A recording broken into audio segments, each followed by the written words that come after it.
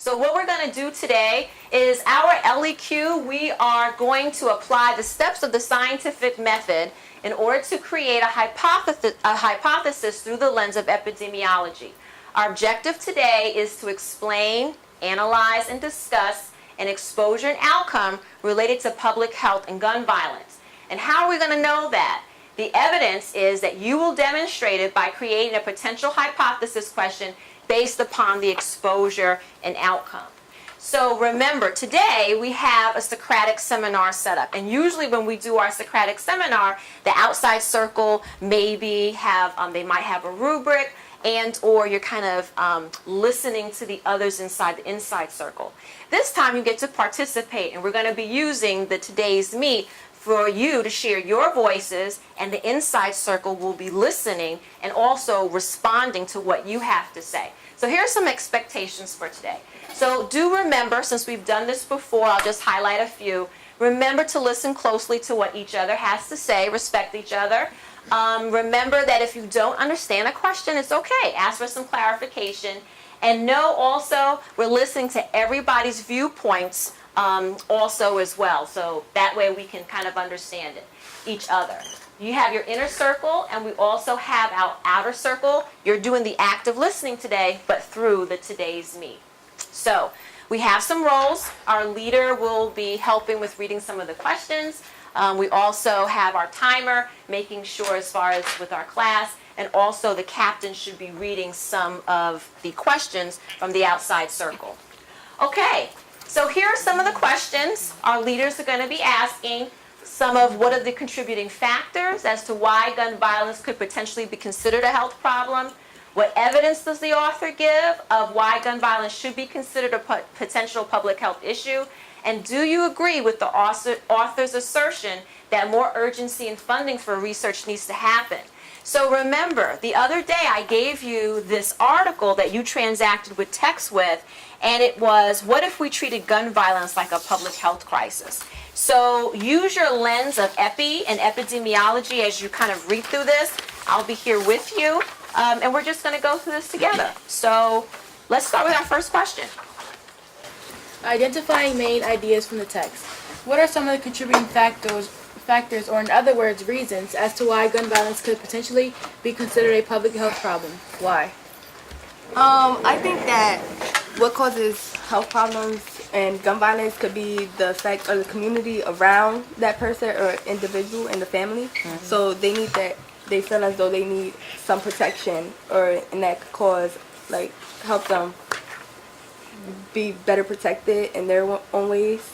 And they could cause to hurt people and everyone, and funerals are caused and everything else. I think that another contributing factor is social standards. Like nowadays people think it's cool to own a gun or just to be a gang affiliated, period.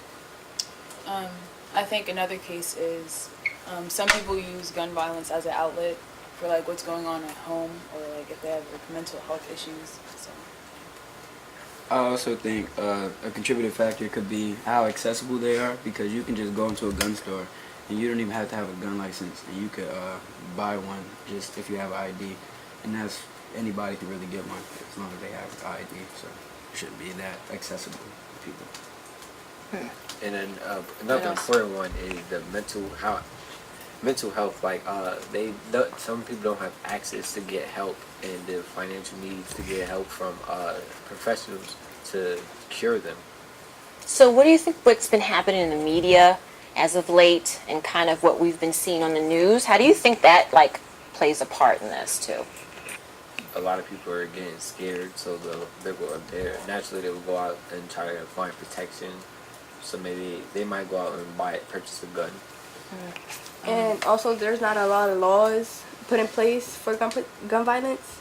They limit the amount of funding and everything towards it. And what Treshawn said, people feel unsafe around the community or whatever, so they just feel as though they need to grab some type of protection. And sometimes people just are angry inside because of other family members that were injured, so they like to retaliate. Retaliate and go and basically revenge. Okay. I think you guys definitely kind of shared on that one. Leaders, guy? Pretend I'm not here. Pretend I'm not here. Good. Analyze textual details. What evidence does the author give, paragraph 6 and 7, of why gun violence should be considered a potential public health issue? What was the effect of the words by the former Surgeon General Vivek Murthy?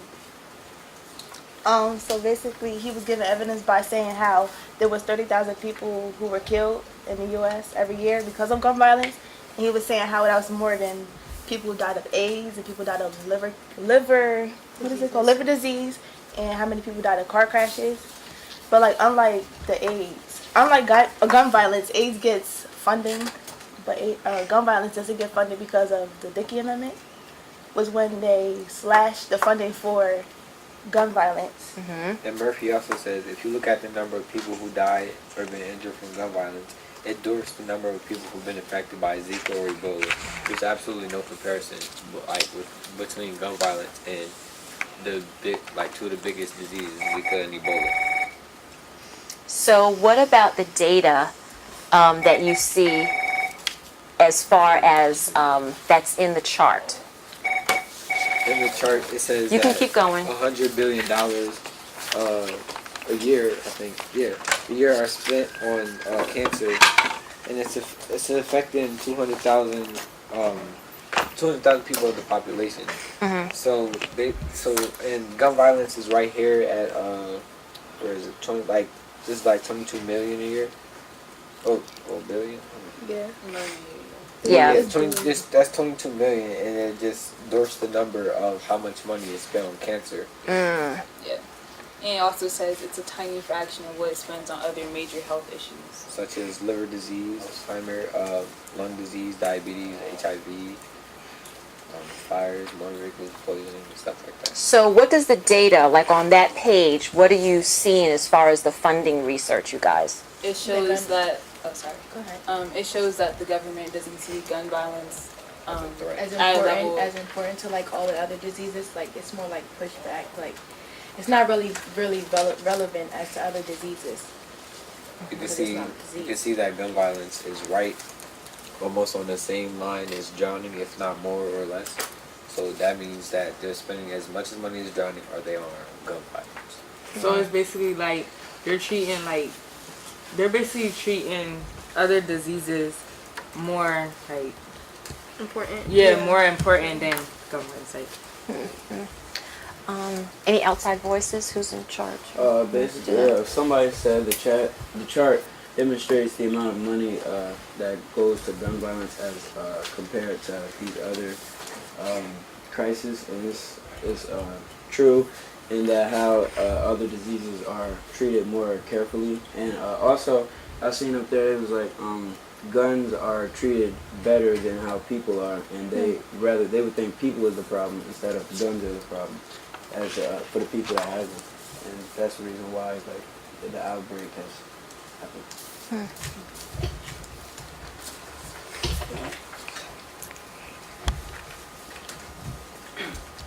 Okay.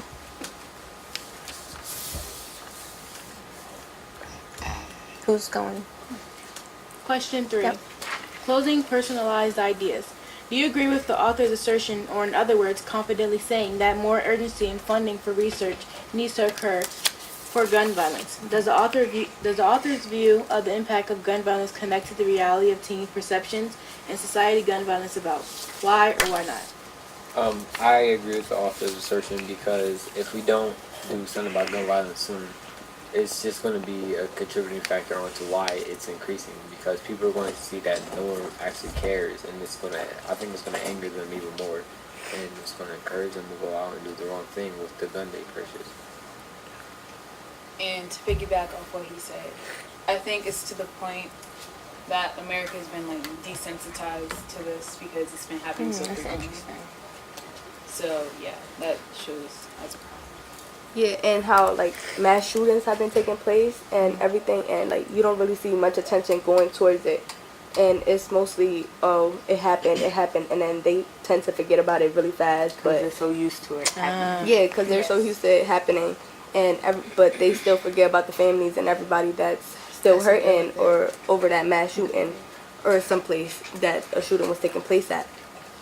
And also we could see it in This Is the America video, because you know how he was showing different. Oh, like, that's the mass one with shootings. Donald Glover. Yeah. Yes. Okay. Like there was different shootings he showed in the video Mm-hmm. that everybody had forgotten of until we started to watch the video again, and then he showed how guns were treated better than people by like he had like a cloth, and every time he would hand off a gun, It would be protected. yeah, it would That's be interesting. protected with they would hand drag off gloves the and everything. But as soon as they saw bodies or something, they just dragged them away like they didn't have Like the time. same thing. Yeah, like they didn't really take it carefully as though they were taking a gun. And also, he did another form of symbolization when he was dancing in the middle of the group, and there's all this stuff going on around him. Like there's police brutality happening, and I can't say for sure, but there's a bunch of different things going on in the background while he was dancing in the middle. That meant that people are more distracted by social media trends other than what they really should be focused on and trying to solve or fix. I've seen up there, it went away, but it was like, there's laws against shooting animals and hunting animals, but there's not any laws to having a gun in around in the area of people, which is true because if you have a license talking. to carry, you can to carry a concealed weapon. You could just have your gun, like if you went to the mall or anything, even though you're not being like against a threat. And they treating animals, if you kill an animal, more sacred than like having a gun around humans that could possibly hurt them. Seems to me because there are hunter restrictions and there's like a designated time to go out and shoot animals. So like, what do gunners and people with guns gonna do without that time period in which they can go out into the forest and actually hunt? What are they gonna do with their guns? They're probably not just gonna let them around, just sit around and let them collect dust. Yeah, and one of the questions is up there, it says the government doesn't have many guns laws, but take John F. Kennedy, wasn't he shot by a gun and wasn't he part of the U.S. government? Like, we all know he was president and he got shot by a gun, and we took that like very serious and everything, but yet he was shot with a gun and no one really did anything about it, even though he was still in the government. He like led all things basically. That like the departments and everything that was run by him, but he was shot with a gun and nobody really took action to make guns safer or restrict it against. So as we kind of look at that last question, you know, it just reminds me of there was an epidemiologist who became a mayor in Cali, Colombia. And what he did was he looked at kind of gun violence and he wanted to collect some data on it. And what he found out was he started to look at data. And you know, as an epidemiologist, you kind of look at time, place, and kind of the patterns, and you're looking at frequency. And what he noticed was that that some of the gun violence was related to time, like it would happen on the weekend, or maybe they were happening in places where it was very dark lit. So once this data started to come in, I mean, they had like a murder rate of 100 per 100,000 people that were dying. And that's terrible. And once he kind of collected the data and looked for these patterns and finding the risk factors, what he was able to do was, okay, if it's happening on a dark lit street, let's put some more lights there. If it was happening on the weekends, he reduced, because he found that alcohol consumption was connected to the gun violence too. So he restricted when, for example, as far as the bars or as far as that is concerned. So the thing is, it's interesting that we can look at the risk factors and then kind of try to figure out a solution. You know how an epidemiologist would. So now let's go to this next piece. So now we're trying to figure out what are some exposures, since we're looking at teen perception of gun violence and also potentially how does public health take a part in that? What do you think some of the teens' perceptions of gun violence, what are some risk factors that you think would be under our exposure versus like our outcome would be our gun violence? What do you think are some causing pieces to that? Yep, Soraya. Drugs. Okay, so you think maybe teens think drugs are a reason. What else do you think? Social media. Okay, let's put some, you could just popcorn it out. Social media, what else do you think? What? Gang? Okay. Bullying. Communities. Mental health. Oh yeah. Okay. Let's put mental health. What else? Bullying. She said communities. Well, mental health. Bullying? You want to put? We want me to put bullying like down? some kids get bullied and then they tend to shoot up Because schools and all that. Okay. Yep. And What the about- areas where it's happening, like communities. Oh, you mean like depending upon where you live, you might Yeah. have it more? Okay. Yeah, like Okay. and stuff like that. How accessible they are, like how easy they are to get. Oh, okay. Accessibility. Movies and video games. Oh, what do you mean by that? The media? Yeah. What do you mean, Gerald? I mean, like, Music and stuff. yeah, like entertainment. It shows us that guns So, like, are It okay. educates them to want to do it, like Pop want to do it culture. themselves, like having role models with guns. Like it's cool or something. Yeah. Yeah. Okay. So now, just like you did for kind of science fair when we were talking about scientific method, how can I develop one of these exposures into an outcome and create this hypothesis question? What would I do? Like, what would a question be like? So like if teens are exposed to gang affiliations, it will most likely it would most likely lead to gun violence. What's another one that would Do you lead? think that? Go ahead. Do you think that like an exposure to gang affiliation could lead to gun violence? Okay, so that's this one. Can I have another exposure? I meant something else. Oh, If these are exposed to drugs, then they can lead to gun violence. or someone more? Another Yeah. one? Drugs and alcohol. Okay, so now we've got our exposure, we are trying to figure out our outcome, and this is what teens think, and our hypothesis. Now, can someone, for me, tell me how would we now put this in this using the scientific method, but through epidemiology? What is the first thing that I'm going to do? So I have, what do I have? You define We ask a proper- question. Okay, so we have a question. So my question is what? What leads to gun violence? Okay, so teen perception, Yeah. and this is the public health issue and gun violence, right? Okay, so I can do some research, right? What did you guys do when you did your epi? What were some of the steps that you had to do after you did your research and you came up with your hypothesis question? Here's We made a survey. We did a survey. Okay, so here's our hypothesis question. So if we feel like bullying leads to gun violence, then what's the next thing I have to do? Test. Test it. What is the next step? I have to what? Create a survey. Create a survey. Then what do I do with my survey? You can You collect the analyze- data. Like send it what out. do I do? Send it. 2x2 table. Okay, so I distribute.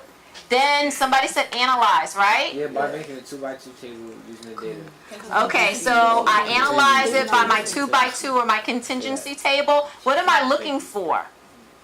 A positive. Positive Like or the negative. responses. Prevalence. Positive race. Go ahead, somebody say you got it. Prevalence ratio. Right, so I'm looking for my prevalence ratio. That may be 1.0. Right, it has to be greater than 1, right, or Yeah. I greater. have a stronger association. To That's the- right, and we're looking for association. So we're trying to see, does bullying, is it associated with gun violence or any of the other exposures you gave? And then what does a scientist always do in the end? Share. Analyze. That's right. They share their results. So this is where your paper, this is where you kind of share what you think, and if your hypothesis was kind of valid versus what you were talking about and what you thought with your hypothesis. So I think that's really great. You guys did it. Okay. Very good. Okay, that was awesome.